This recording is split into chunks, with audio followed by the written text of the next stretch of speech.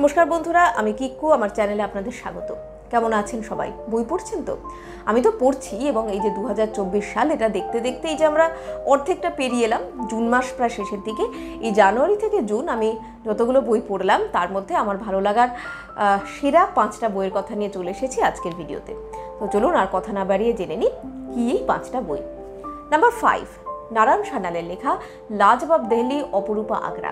এই বইতে দিল্লি, আগ্রা, ফতেপুর সিক্রি এই অঞ্চলকে মূলত কেন্দ্র করে ভারতবর্ষে ইন্দো ইসলামিক স্থাপত্যের জন্ম, বিকাশ ও বিবর্তন সেই বিষয়ে একটা মনোগ্রাহী আলোচনা করা হয়েছে। এখন এইভাবে বললে বিষয়টা আপনাদের শুনেই মনে হচ্ছে ধরুন এটা একটা নিরস, একদম রসকসীন কচকচে একটা ইতিহাস স্থাপত্যের একটা বই, কিন্তু আদৌ তাই নয়। এই বইটা একদমই ওরকম কোনো পণ্ডিত বিদ্বানদের জন্য লেখা নয়, আমার আপনার মতন সাধারণ মানুষের জন্য লেখা। এবং যারা নারায়ণ সান্যালের লেখনের সাথে একটুও পরিচিত তারা জানেন আপাত এরকম রসকসীন বা কঠিন বিষয়বস্তু কী করে তার কলমের জাদুতে পাঠকের মন কেড়ে নেয়। তো এই বইটাও কিন্তু ব্যতিক্রম নয়। এই বইটাকে মূলত দুটো ভাগে ভাগ করা হয়েছে, সুলতানি জামানা এবং মুঘল-ই আজম। তো নাম শুনেই বুঝতে পারছেন, সুলতানি জামানাতে যে সুলতানি বিভিন্ন যে বংশ তাদের সময়কার স্থাপত্য কীর্তি, এবং মুঘল-ই আজম মুঘল পিরিয়ড সেই সময়কার বিভিন্ন সম্রাট তাদের সময়কার একটা স্থাপত্য কীর্তি, এইগুলোকে এরকম ক্রনোলজিক্যালি আলোচনা করা হয়েছে। তো এখানে এক একটা স্থাপত্যের যেমন খুব টেকনিক্যাল দিক, কিভাবে সেটা গড়ে উঠলো, তার পেছনকার সংক্ষিপ্ত ইতিহাস বা সেই সময়কার বিভিন্ন ইন্টারেস্টিং তথ্য, সেগুলো যেমন রয়েছে, তেমনই ওই যে আগেই বললাম লেখকের কলমের জাদুতে দোর্দণ্ড প্রতাপ সম্রাট থেকে একদম তুচ্ছাতে তুচ্ছ হয়তো কোনো নাম না জানা স্থপতি বা কারিগর, তারাও রক্তমাংসের মানুষ হয়ে আমাদের মনের খুব কাছাকাছি জায়গা করে নেয়, এবং এই বই পড়ার অভিজ্ঞতাটাকে একটা অন্য মাত্রা দেয়। এই বই তো শুধু এই যে তথ্য বা লেখার স্টাইল সেটাই নয়, একটা অন্য মাত্রা যোগ করেছে লেখকের হাতে আঁকা বিভিন্ন জিওমেট্রিক্যাল ডায়াগ্রাম বা বিভিন্ন এই সমস্ত স্থাপত্যগুলোর ছবি, বাংলার পাশাপাশি উর্দু, আরবি, ফার্সির ব্যবহার। আর আপনারা যদি মনে করেন যে আপনি দিল্লি, আগ্রা, ফতেপুর সিক্রি বেড়াতে যাবেন, এরকম কোনো প্ল্যান করে থাকেন, তাহলে অবশ্যই আপনি এই বইটা পড়ুন। আপনার বেড়ানোটাকেও কিন্তু একটা অন্য মাত্রা দান করবে এই বই। যারা আমার চ্যানেল নিয়মিত ফলো করেন তারা জানেন আমি নিজে এই বছরের শুরুতে বেড়াতে গিয়েছিলাম, এবং আমার এই যে অভিজ্ঞতা, এই বইটা পড়া এবং তারপরে বেড়াতে যাওয়া, সেই সব জায়গাগুলো দেখা, সেগুলো নিয়ে ইতিমধ্যেই আমার চ্যানেলে আমি একটা দুটো পার্টে একটা ভ্লগ এরকম ভিডিও আমি আপলোড করেছিলাম। আশা করি আপনাদের ভালো লাগবে। চাইলে সেই ভিডিও দুটো আপনারা দেখতে পারেন, আমি লিঙ্ক দিয়ে দেবো ডেসক্রিপশন বক্সে এবং উপরে। তো চলুন জেনে নিই এর পরের বইটা কি। নাম্বার 4, এই বইটার নামটা একটু বেশ বড় কিন্তু interesting, don't believe everything you think, লেখক জোসেফ বুয়েন। এই বইটা ফিলোসফিক্যাল, সাইকোলজিক্যাল এবং স্পিরিচুয়াল এই সমস্ত দিক নিয়ে লেখা। বইটাকে আমি মূলত এটা একটা সেলফ হেল্প বই, সেই ক্যাটাগরিতেই আমি ফেলবো। এটা খুব বিগিনার ফ্রেন্ডলি একটা বই, কিন্তু অ্যাডভান্স লেভেলের পাঠকদেরও আমার মনে হয় ভালো লাগবে। আমার তো বেশ ভালো লেগেছে। যদিও অ্যাট ইটস কোর এটা আমার মনে হয় মাইন্ডফুলনেসের কথাই কিন্তু বলছে, কিন্তু সেটাকে একটু অন্য আঙ্গিক থেকে দেখানো হয়েছে, যেটা এই বইটাকে ইন্টারেস্টিং করে তোলে। এই বইটার যে প্রিমাইস যদি আমি ছোট্ট করে বলি, সেটা একটা খুব একটা প্রচলিত, একটা খুব বিখ্যাত কোটেশন, সেটা দিয়েই, pain is inevitable, suffering is optional. আমি একটু ছোট্ট করে উদাহরণ দিয়ে বলি যে আমাদের জীবনে, রোজকার জীবনে যে সমস্ত নানান ঘটনা ঘটে চলেছে, হয়তো ইনস্ট্যান্টেনিয়াসলি একটা কোনো খারাপ অভিজ্ঞতা, সোকল্ড খারাপ অভিজ্ঞতা, সেটা আমাদের মধ্যে একটা কোনো পেন জেনারেট করলো, সেটা ইনস্ট্যান্টেনিয়াস, তখনই হলো। আপনি যদি এর পেছনে আর সময় ইনভেস্ট না করেন, সেটা কিন্তু খুব তাড়াতাড়ি সেটা চলে যাবে। কিন্তু আমরা সেটা করি না। আমরা কি করি, আমাদের মনের মধ্যে একটা কনস্ট্যান্ট চ্যাটারিং সেই চলতে থাকে, যে আচ্ছা ও আমাকে এরকম বললো, ও আমার সাথে এরকম করলো, এটা করতে পারলো কি করে, আমি ওকে এটা বলতে পারতাম, আচ্ছা এর পরের বার বলবো। যদি আমি বলি আচ্ছা তাহলে আর সবাই আমার সম্পর্কে কী ভাববে, এটসেট্রা এটসেট্রা এটসেট্রা, চলতেই থাকে। এবং এটাই এই সাফারিং সেটাকে প্রলংড করে তোলে, এই আমাদের মনের ভেতরে এই কনস্ট্যান্ট কনভারসেশনটা। আর এটাকেই এ বইতে বলা হয়েছে থিঙ্কিং।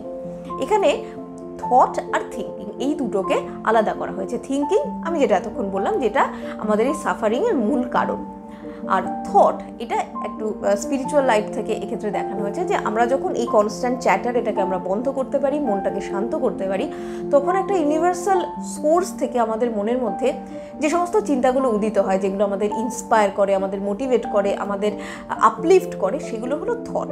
তো এই থট আর থিঙ্কিংয়ের মধ্যে এক্ষেত্রে ডিফারেন্সিয়েট করা হয়েছে, কিভাবে করবেন সেই নিয়েই মূলত বিস্তারিত আলোচনা, তার প্র্যাকটিক্যাল টিপস, এবং at the end of the day এইটা বোঝা যে আমরা এই সবসময় যা ভেবে চলেছি বা আমাদের মনের মধ্যে কনভারসেশনগুলো হয়ে চলেছে, বা একটা ঘটনাকে আমরা নানান রঙে রাঙিয়ে আমরা দেখছি, সেটা কিন্তু ইটস নট অ্যাবসলিউট ট্রুথ। তাই don't believe everything you think, এটা আসলে একটা ইলিউশন, যেটা আমাদের সাফারিংয়ের কারণ। তো খুব ইন্টারেস্টিং একটা বই, বিগিনার ফ্রেন্ডলি, কিন্তু অ্যাডভান্স লেভেলের পাঠকদেরও ভালো লাগবে। নাম্বার 3, এটা কি বই? এই বইটার কথাও আমি ইতিমধ্যে আমার চ্যানেলে আলোচনা করেছি। দ্য লিটল প্রিন্স, লেখক অ্যান্টোয়াইন ডে সেন্ট-এক্সুপেরি। ছোটদের জন্য একটা টাইমলেস ক্লাসিক, কিন্তু এই বইটা এই তালিকায় এই জন্যই রয়েছে যে ছোটদের লেখার মোড়কে অসাধারণ জীবন দর্শন এত সুন্দর করে তুলে ধরা হয়েছে এই বইটাতে, এবং এই বইটা আপনি যতবার পড়বেন, যে বয়সে আপনি পড়বেন, প্রত্যেকবার এর থেকে আপনি নতুন নতুন মণিমুক্ত খুঁজে পাবেন। ছোট্ট করে বিষয়বস্তুটা যদি বলি, সেটা হলো এই বইতে আমরা দেখছি যে ন্যারেটার, তিনি একজন পাইলট, তার প্লেন নিয়ে তিনি সাহারা মরুভূমিতে, প্লেন ইঞ্জিন খারাপ হয়ে গিয়ে তিনি সাহারা মরুভূমিতে আটকে পড়েছেন। ধুধু মাইলকে মাইল জনশূন্য প্রান্তর, সেখানে তিনি হঠাৎ করে দেখা পান একটা ছোট্ট রাজপুত্র, লিটল প্রিন্স। যে লিটল প্রিন্স, তার বাড়ি আকাশপাড়ে এক সুদূর ছোট্ট গ্রহে। সেখান থেকে তার ছোট্ট যানে চেপে সে নানান আরও সমস্ত গ্রহ ঘুরে ফাইনালি এসে পৌঁছেছে পৃথিবীতে। তার এই যে বিভিন্ন অভিজ্ঞতা, এই মরুভূমি থেকে লেখক এবং লিটল প্রিন্স আদৌ বাড়ি ফিরতে পারবে কি, এই সমস্ত কিছু নিয়েই এই গল্প। এখানে এইরকম একটা বেশ ছোটদের গল্প, তার মধ্যে থেকেও আমি যেটা বললাম গভীর জীবন দর্শন, নানান থট প্রভোকিং থিম, যেমন childhood innocence, creativity, friendship, love and loss, death, end of childhood, এইরকম নানান বিষয় খুব সুন্দর করে তুলে ধরা হয়েছে বা ছুঁয়ে যাওয়া হয়েছে বলা যায়, ভেতরে ভেতরে নানান রকম রূপকের মধ্যে দিয়ে। তো আমার এই বছর পড়া যতগুলো বই, তার মধ্যে মানে এই বইটা আমি ইতিমধ্যেই একাধিকবার আমি পড়ে ফেলেছি। খুব ভালো লাগার একটা বই। আপনাদের বাড়ির ক্ষুদে সদস্যদের সঙ্গে আপনারা সবাই একসাথে কিন্তু এই বইটা 8 থেকে 80 এনজয় করতে পারবেন। The little Prince. Number 2, Ichamati. এই বইটাও আমি ইতিমধ্যেই রিভিউ দিয়েছি আমার চ্যানেলে। বিভূতিভূষণ বন্দ্যোপাধ্যায়ের লেখা, তার জীবদ্দশায় প্রকাশিত শেষ উপন্যাস, যার জন্য তাকে মরণোত্তর রবীন্দ্র পুরস্কার দেওয়া হয়। এই গল্পের পটভূমি 19বিংশ শতাব্দীর শেষার্ধে ইছামতি নদীর তীরে পাঁচপোতা গ্রাম, এবং মূলত সেখানকার মোল্লাহাটির নীলকুঠি সংলগ্ন যে মানুষজন, তাদের গল্প।